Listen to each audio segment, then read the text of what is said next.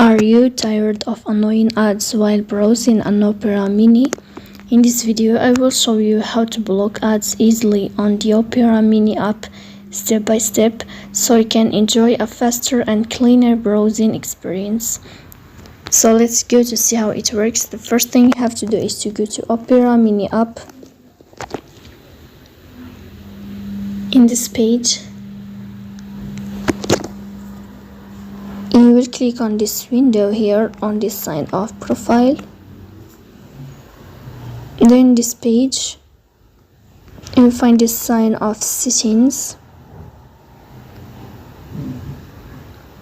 And here in this page, as you see, you will find ad blocking. So you will tap on ad blocking. And then you will click here to enabled like this.